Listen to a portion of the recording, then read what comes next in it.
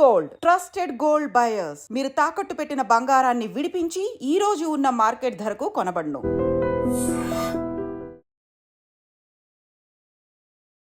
Welcome to iDream. నేను మీ భవ్య. అప్పుల్లో మంచి అప్పులు ఉంటాయి, చెడ్డ అప్పులు ఉంటాయి.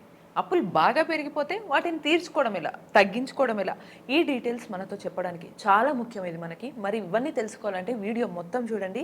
వీటిని చెప్పడానికి మన ముందు mutual fund distributor Bonigala Solomon sir ఉన్నారు. సార్ని అడిగి డీటెయిల్స్ తెలుసుకుందాం. నమస్తే సార్, ఎలా ఉన్నారు సార్? నమస్తే అమ్మా భవ్య, బాగున్నానమ్మా.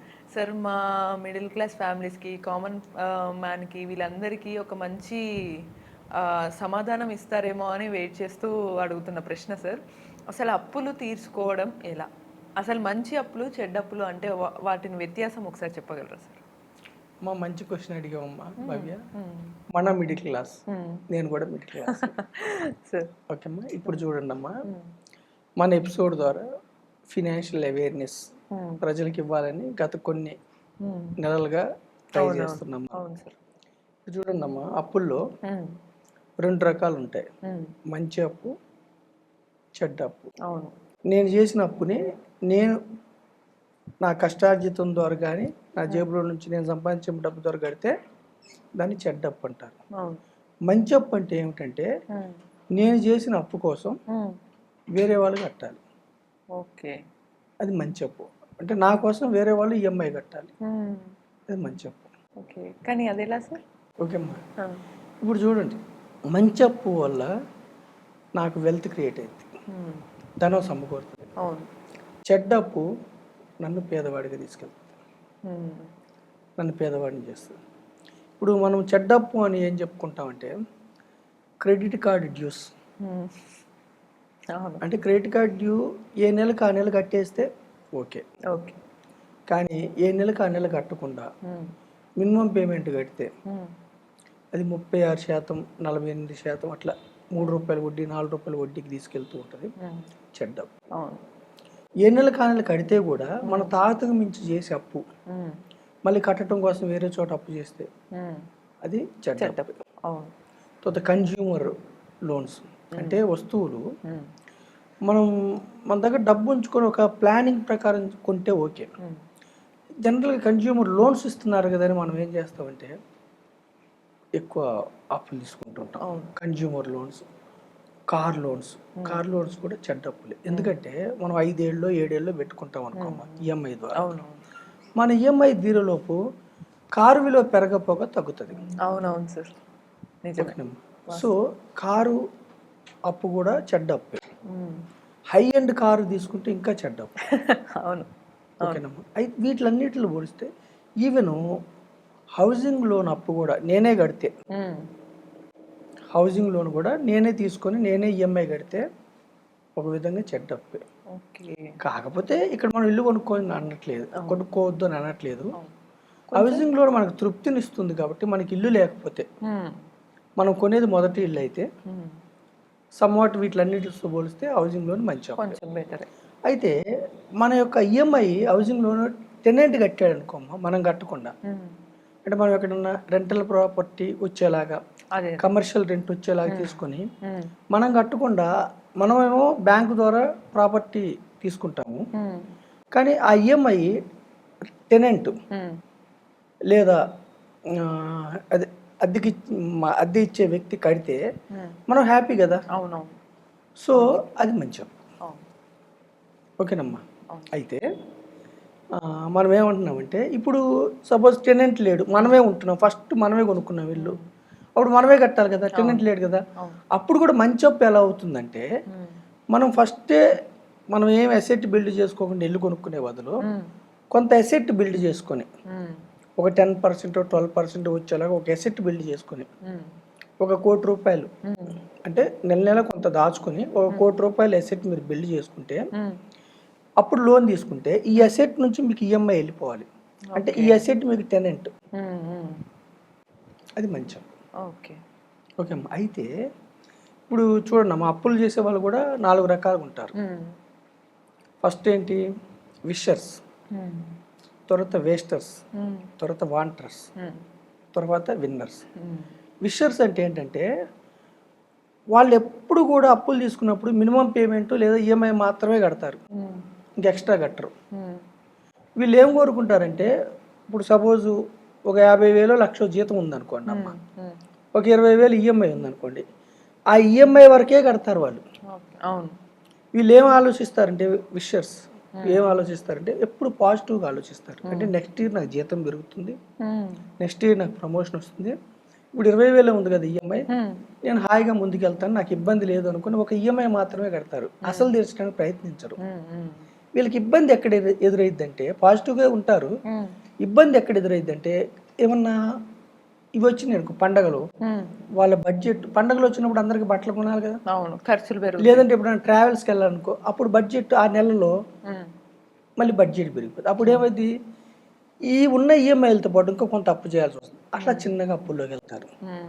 రెండో రకం వేస్టర్స్, వృధా చేసేవాళ్ళు. వీళ్ళు అనుకో అసలు క్రెడిట్ కార్డు ఉందంటే 1, 2, 3, 4, 5 తీసుకుని తాహతకు మించి బట్ ఒక ప్లానింగ్ లేకుండా ఒకదానితో ఒకటి ఓవర్ డ్యూకి వెళ్తూ ఉంటారు.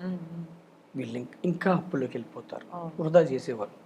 మూడవది వాంటర్స్ అంటే ఈరోజు కొంటారు, ఇప్పటికిప్పుడే వాళ్ళ కోరిక నెరవేరుతుంది, ఈఎంఐ పెట్టుకో అంటే భవిష్యత్తులో కట్టేది ఇప్పటికిప్పుడే కోరిక నెరవేర్చుకుంటారు.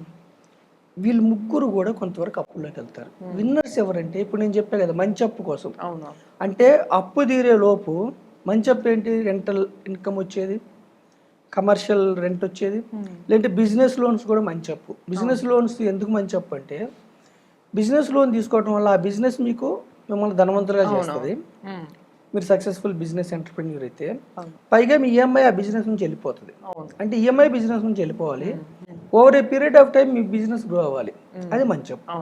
సో విన్నర్స్ అంటే ఎవరంటే ఇక్కడ బ్యాంక్స్ నుంచి తీసుకున్న ఈ యొక్క అప్పుని వెల్త్ క్రియేట్ చేసుకోవడం కోసం ఉపయోగించుకునే వాళ్ళు విన్నర్స్. ఓకేనమ్మా. అయితే సరే తెలుసో తెలియకో మొదటి 3 రకాల అప్పుల్లో ఇరుక్కున్నారు.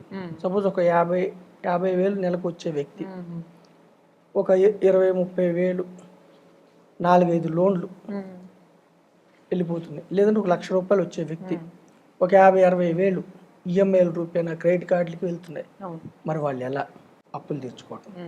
ఇప్పుడు ఏం చేయాలంటే ఎవరైనా సరే ఎక్కువ అప్పులు అయిన వ్యక్తులు ఫస్ట్ ఏం చేయాలంటే వాళ్ళ అప్పులన్నిటిని జాగ్రత్తగా పేపర్ మీద పెట్టాలి, కంపల్సరీగా ప్లానింగ్ చేసుకోవాలి. ఫస్ట్ కాలం ఎంత అప్పు, ఏ లోను ఎంత అప్పు, ఏ క్రెడిట్ కార్డు ఎంత అప్పు. సెకండ్ కాలం ఎంత ఈఎంఐ లేదా మినిమం ఎంత. ఫస్ట్ కాలం ఎంత అప్పు, సెకండ్ కాలంలో ఎంత ఈఎంఐ లేదా మినిమం పేమెంట్, థర్డ్ కాలంలో ఎన్ని నెలలు కట్టాలి. 1, 2, 3, 4 ఒక 4 అప్పులు ఉన్నాయమ్మా ఉదాహరణకి. ఫస్ట్ ఏం చేయాలంటే రాసుకున్న తర్వాత తక్కువ మనసులో తీర్చే అప్పు ఏది ఉంది అది ఫస్ట్ రాయాలి, తక్కువ నెలలో. తర్వాత నెక్స్ట్ ఎన్ని నెలలు, థర్డ్, అట్లా 1, 2, 3, 4 తొందరగా ఏ అప్పు క్లోజ్ అయితే అది ఫస్ట్ రాయాలి. సెకండ్ మనం ఏం చేయాలంటే ఈ నెల నుంచే స్టార్ట్ అనుకోండి అప్పులు తెచ్చడం. ఫస్ట్ అన్నిటికీ మినిమం పేమెంట్, క్రెడిట్ కార్డులు అయితే మినిమం పేమెంట్, ఈఎంఐలు మంత్లీ ఈఎంఐ అయితే మంత్లీ ఈఎంఐలు 4టికి వరుసగా కట్టుకుంటూ రావాలి. థర్డ్ ఎన్ని నెలలు అని అనుకున్నాం కదా. అయితే అప్పులు తీర్చాలని సీరియస్గా అప్పుల ఊబిలో మీరు కూరుకొని పోయి ఉంటే కంపల్సరిగా 50,000 వచ్చేవాళ్ళు అయితే ఒక 10,000 అడిషనల్ ఇన్కమ్ వచ్చేలాగా మీరు ప్లాన్ చేసుకోవాలి. ఈ రోజుల్లో 10,000 ఎక్కడ ఏ పని చేసినా మీరు 10,000 సంపాదించవచ్చు అడిషనల్ ఇన్కమ్. ఏ విధంగా అయినా ట్యూషన్సా ఇంకొకటి ఏ విధంగా 10-15,000 అడిషనల్ ఇన్కమ్ వచ్చేలాగా మీరు ప్లాన్ చేసుకోవాలి. ప్రతి నెల మీరు మినిమం అమౌంట్ ఏంటి ఈఎంఐలు కట్టి అడిషనల్ అమౌంట్ని ఫస్ట్ అప్పుకి కట్టాలి. మీరు అడిషనల్గా మంత్లీ 10,000 15,000 మీరు సంపాదిస్తున్నారు కదమ్మా మొదట. అలా ఒక 6 నెలల్లో 1 year 15 months 18 months అయితే మొదట అప్పు తీరిపోవాలి. తీరిపోయిన తర్వాత మీకు మీరే కంగ్రాచులేషన్స్ ఫస్ట్ అప్పు కంప్లీటెడ్. సెకండ్ అప్పు నుంచి మళ్ళీ ఏం చేయాలి, ఫస్ట్ అప్పు కట్టిన మినిమం అమౌంట్ లేదా ఈఎంఐ అడిషనల్ అమౌంట్ మళ్ళీ సెకండ్ అప్కి మినిమం ఉంది కదా, ఇది సెకండ్ అప్కి స్టార్ట్ చేయాలి. ఓకేమ్మా.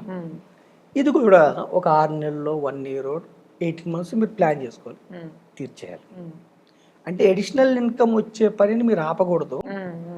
ఫస్ట్ అప్పు తీర్చిన తర్వాత ఫస్ట్ అప్పు కట్టే మినిమం అమౌంట్, లేదంటే ఈఎంఐ, ఫస్ట్ అప్పు కట్టిన ఎక్స్ట్రా అమౌంట్, మళ్ళీ సెకండ్ అప్పు కడుతున్న ఈఎంఐ లేదా మినిమం అమౌంట్, మళ్ళీ సెకండ్ కట్. ఇది కూడా ఒక 1 yearకి ఏమో కంగ్రాచులేషన్స్. తర్వాత ఫస్ట్ అప్పు కట్టిన మినిమం అడిషనల్ అమౌంట్, సెకండ్ అప్పు కట్టిన మినిమం అడిషనల్ మళ్ళీ థర్డ్కి, ఫోర్త్కి. ఇలా మీరు ఒక 2-3 ఏళ్లలో అప్పుల నుంచి బయటపడవచ్చు ప్లానింగ్ చేసుకుంటే. కానీ బట్ సీరియస్, వెరీ సీరియస్. 4 అప్పులు ఉన్నాయి, 4 అప్పులు తీర్చిన తర్వాత 5th అప్పు ఇక మీకు అప్పు లేదు, కానీ మీకు మీరే అప్పు అనుకోండి. మీ అకౌంట్లో ఈ 4 కడుతున్న అమౌంట్ని మీ అకౌంట్లో పెట్టండి. పెట్టిన తర్వాత ఒక ఎమర్జెన్సీ ఫండ్ లాగా క్రియేట్ చేసుకొని స్టార్ట్ ఇన్వెస్టింగ్. ఒక 1-2 years మీరు ఇన్వెస్ట్మెంట్ మొదలు పెడితే మీకు భరోసా వస్తుంది, ఆర్థిక భరోసా వస్తుంది. ఓకేమ్మా. సో మన ప్రజలు ఏం చేయాలంటే, మీ చేతిలో నుంచి డబ్బుని బయటకు తీసుకెళ్తే, మీ జేబులోంచి డబ్బుని బయటకు తీసుకెళ్తే అది చెడ్డ అప్పు. మీరు చేసిన అప్పు కోసం వేరే వాళ్ళు పేమెంట్ చేస్తే అది మంచి అప్పు. కొన్ని ఎలా ఉంటాయి అంటే రియల్ ఎస్టేట్ అప్పులు కానీ, లేదంటే అసెట్ బిల్డ్ అయ్యే ఇన్వెస్ట్మెంట్ అప్పులు కానీ ఎలా ఉంటాయంటే, మీరు అప్పు చేస్తే కూడా మీరు ఈఎంఐ తీరే లోపు మీరు ఇన్వెస్ట్ చేసిన దగ్గర మీరు ఈఎంఐ ద్వారా ఒక 5 లక్షలు కట్టారనుకోండి, మీ అసెట్ రియల్ ఎస్టేట్ కావచ్చు, రెంటల్ కావచ్చు, ఇంకోటి కమర్షియల్ కావచ్చు, ఇంకోటి కావచ్చు, ఈక్విటీస్ కావచ్చు, వాట్ ఎవర్, ఇది 10 లక్షలు అయింది అనుకో, మీరు కట్టిన అమౌంట్ కంటే ఇది ఎక్కువ బిల్డ్ చేసింది కాబట్టి ఇది మంచి అప్పు అవుద్ది. ఈ డిఫరెన్స్ని మీరు తెలుసుకొని ఒకవేళ అప్పుల ఊపిలో మీరు కూరుకుపోయి ఉంటే జాగ్రత్తగా మీరు పేపర్ మీద పెట్టి ఒక చిత్తశుద్ధితో మీరు తీర్చుకోగలిగితే తీర్చుకోవచ్చు. అయితే ఇక్కడే మనం ఎందుకు తక్కువ మనసులో తీరే అప్పును ముందు చెప్పామంటే మీకు భరోసా వస్తుంది, కంగ్రాచులేషన్. అయితే ఇక్కడ బరువు కూడా తగ్గుతుంది. తక్కువ మనసు తీరే అప్పు కాకుండా ఒక్కొక్కసారి ఎక్కువ ఇంట్రెస్ట్ రేట్ ఉన్న అప్పును కూడా ముందు తీర్చడం ప్లాన్ చేయొచ్చు. పర్సన్ టు పర్సన్ డిఫరెన్స్ ఉంటుంది. ఈ యొక్క డిఫరెన్స్ని అర్థం చేసుకుని ప్రజలు అప్పుల ఊబి నుంచి బయటికి పడాలని మీ ద్వారా నేను కోరుకుంటున్నాను. సూపర్ సార్, చాలా క్లియర్గా చెప్పారు. సో చూసారు కదా, మనకి అప్పులు ఉండడం ఓకే, ఉన్నప్పుడు గాబరా పడి ఈ కన్ఫ్యూజన్ వల్ల ఈ క్లారిటీ అనేది మిస్ అవుతాం. దాన్ని ఎలా చేయాలని సార్ చాలా డీటెయిల్గా చెప్పారు. ఇలానే మరిన్ని ఇన్ఫర్మేటివ్ టాపిక్స్ కోసం కీప్ వాచింగ్ ఇట్.